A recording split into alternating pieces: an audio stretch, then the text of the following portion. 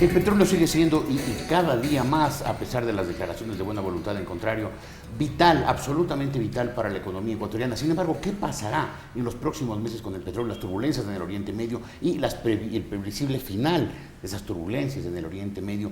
¿Qué significarán en el precio del petróleo? Y además hay otro tema, demandas. Un experto petrolero está hoy en la República.es, el doctor René Ortiz. ¿Cómo está, doctor Ortiz? Buenos días. Buenos días, muchísimas gracias por su invitación. Permítame saludar a su distinguida audiencia.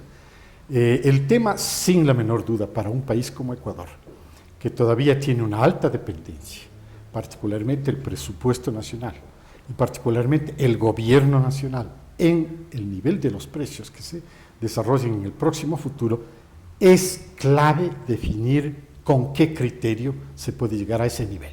En mi opinión, mientras más conservadores sean los niveles de decisión, mejor. Y más aún en este gobierno, que a la final no respeta nada, y entonces, si es que el precio está muy bajo y recibe más ingresos, pues se los gasta. O sea, no es un impedimento, pero sí es una señal importante para el resto de la economía, cómo se vaya a estructurar el presupuesto, con qué nivel de precios.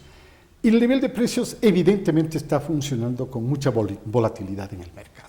Fíjese usted, en este momento nosotros tenemos una cotización, ¿no?, del crudo del crudo WTI, que es nuestra referencia, está en 88, se cayó ayer. $88. 88 dólares. 88.08. Sí, entonces, esto quiere decir que para nosotros es grave estas fluctuaciones. Vale la pena ser conservadores en lugar de demasiado entusiastas, ¿no? Perdón, una aclaración. 88.08 es el precio en el mercado de Nueva York del WTI. Del WTI, correcto. Lo cual significaría, ¿cuál sería el precio final de venta del petróleo ecuatoriano? En el caso de Ecuador, ahora la cotización del crudo ecuatoriano es con un plus. Es decir, tiene un positivo que se añade. Ya no tiene castigo. Ya no tiene castigo como antes. Esto es cómo cambió la química de las refinerías, que ahora pueden absorber cualquier tipo de crudo, al margen de si son crudos pesados, si son crudos livianos, si son crudos agrios, si son crudos dulces, etcétera, etcétera. La tecnología. Si es que el WTI está en 88.08, hoy día está en 76, 86. Mire, se cayó ahorita mismo. Este instante, claro. Estuvo hace un momento en 88 y ya está en 86. ¿Eso significará que el Ecuador estará vendiendo su petróleo que algo así como 90, algo más de 90? No, 85. No, perdón, 87, un poquito más. No es mucho. El plus es pequeño. No es mucho. Ahora, entiendo que para el próximo año, para el 2012, ya estamos muy cerca, el precio en el presupuesto está en alrededor de $93. Sí, ese es el primer estimativo que sacó el gobierno. Y por supuesto hubo la oportunidad de decirles que sean un poco más conservadores. A mí me parece que esto es una locura. Ahora, esto que está pasando en el Oriente Medio, me refiero básicamente a Libia, me refiero importantemente a Siria, que si bien no es un gran productor, es un país clave para la paz en el Oriente Medio. ¿Qué puede pasar? ¿El precio va a subir por las turbulencias o el fin de las turbulencias va a significar un remanso en el mercado? Interesante esa pregunta, porque hemos pasado de ciclos interesantes, históricos, en los que el peso de los precios del petróleo podían ser afectados por la turbulencia política en el Medio Oriente. Hoy no. Y lo acabamos de ver. En Oriente Medio y particularmente en la zona del norte de Alaska, pues, todos los que están en la zona de Alaska son productores de petróleo, incluido Libia, por supuesto, que es el mayor productor. Sin embargo, la turbulencia, las suspensiones temporales, inclusive la de Libia, fueron superadas por el mercado porque hay una enorme diversidad de fuentes por las que se puede aprovisionar un comprador como la Unión Europea, un comprador como Norteamérica, etcétera, etcétera. Es decir, o Asia, ¿no? Los países asiáticos especialmente, los emergentes. China, India, Japón, Corea, todos ellos son importadores, Singapur, Malasia. Lo que quiero decirles es que la diversidad de fuentes de suministro de petróleo ha hecho que las turbulencias en el Medio Oriente inclusive ya no sean tan sensibles al precio. Sí se mueven un poquito, pero después se alivian, especialmente, por ejemplo, con noticias como la del rey de Arabia Saudita, que dice, bueno, si Libia no puede poner en el mercado, yo lo pongo. Y lo puso. Claro. Y se acabó. ¿No? Él tiene la capacidad para ponerlo. Y el día que Libia pueda normalizar su producción de petróleo, la Arabia Saudita bajará. Bajará en la proporción en la que Libia vaya recuperando los mercados o recuperando primero su paz interna, su organización. Un tema más al hablar de los grandes productores mundiales de petróleo, Venezuela. El coronel Chávez está cada día más, digamos... Convulsionado. Exacto, ya. ¿Qué puede pasar si Venezuela baja o sube la producción? Nada. Nada. El mercado ya no... En el mercado se compra ahora todo. Inclusive, si es que el gobierno venezolano puede tomar decisiones de políticas del estilo de embargar ventas hacia Estados Unidos, no pasa nada. El precio internacional del petróleo, hoy está el WTI un poco por debajo de los $90, sí. El Brent algo por encima de los 110. ¿Ese precio es más o menos del precio que se puede prever que estará en el futuro cercano el petróleo? Ese todavía tiene un elemento especulativo. Cuando arrancó el año 2011, el precio que calculó la OPEP era que debería fluctuar entre 70 y $80.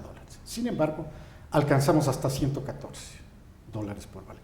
Todo ese elemento adicional sobre los $80 es especulativo. Y es especulativo porque es natural que los inversionistas vayan a esa parte del mercado de bienes, de commodities, ¿no? ¿Y por qué es natural? Porque si en otras partes del mercado todo ese volumen de dinero que va generándose día a día, porque este dinero no para de generarse, tiene que ir a algún lado del mercado. Si no va el oro, se va la plata, y si no va la plata, se va el petróleo, y viceversa, va los granos, y si no van los granos, y los granos no funcionan, no va el zinc, y si no funcionan, regresa a la industria inmobiliaria, se movilizan de esa manera. Ese segmento especulativo es el que se considera burbuja, es decir, un pinchazo y se cae. Me paso al otro tema importante, el tema de las demandas, Oxy, Perenco, Chevron, ¿cómo va eso? Es un proceso internacional. El Ecuador ha aceptado todas esas demandas. Si las ha aceptado, quiere decir que está litigando. Tenemos una noticia última en la Corte de La Haya sobre una sanción al Ecuador de pagar $96 millones. Tema Chevron.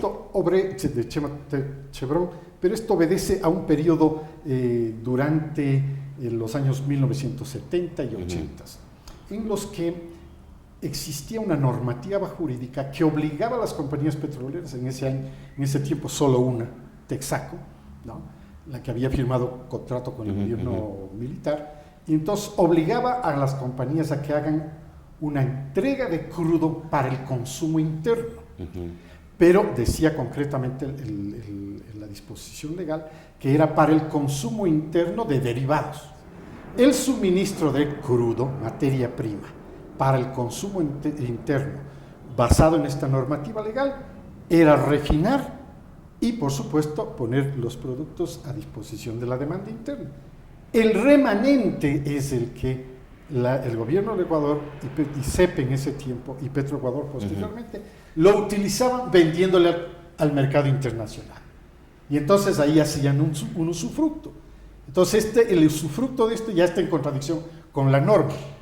¿Por qué? Porque la norma dice solo para el mercado interno, lo que consume el mercado. Lo que no consuma, o se devuelve o tiene que haber alguna negociación. La Texaco en ese tiempo le planteó alrededor de unas 18 demandas, y todas ellas procesadas dentro de nuestro sistema de administración de justicia, y ninguna de ellas progresó, ninguna de ellas tuvo el debido proceso, la debida atención. Es decir, esta compañía miraba que el sistema de administración de justicia no le respondía a esta demanda. Finalmente, la demanda en tribunales internacionales, que es la alternativa que tiene cualquier inversionista internacional, obliga a las partes a recurrir a una decisión internacional. Y ahora la decisión es que el que tenía la razón era Texaco. Y las demandas actuales, las que están actualmente en los tribunales, ¿qué va a pasar? Ahora, porque hay quienes dicen, doctor Ortiz, que esas demandas están perdidas. Se dice que están perdidas, el gobierno tiene su estrategia, la estrategia que ha planteado en el caso Oxy es jurisdicción. Es decir, la materia que se está tratando en este momento, el gobierno plantea, conocido de la Procuraduría General de la Nación, que ellos plantearían una nulidad de la decisión del tribunal arbitral por jurisdicción. Es decir, materia de esta naturaleza como caducidad no podría ser tratada en un nivel jurisdiccional internacional como una corte delegada. Pero el Ecuador tiene en principio o en teoría perdidos estos juicios A actuales? mí me parece que sí. Los tiene perdidos. Los tiene perdidos. A mí me parece que sí. Lo cual le significaría al Ecuador pagar multas Muy altas. ¿De cuánto estamos Muy hablando? altas. Un cálculo que hicieron los primeros peritos al respecto, creo que estaba por los 2.000 o 3.000 millones de dólares. Eso en el caso Oxy. En el caso Oxy.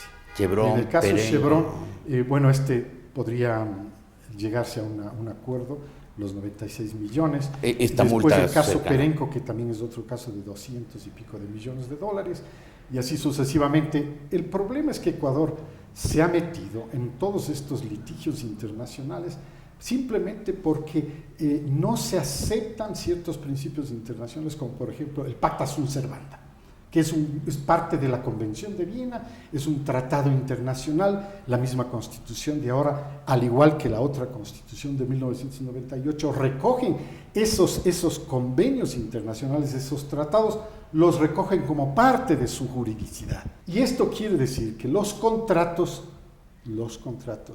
tienen que ser respetados. Claro, son leyes para las partes. Son leyes para las partes. ¿El Ecuador ha incumplido? Ha incumplido. Y por eso tendremos tiene que pagar. demandas, y luego las consecuencias las pagarán los ecuatorianos. Las pagaremos todos. Las pagaremos. ¿Y si el Ecuador se niega a pagar esas multas?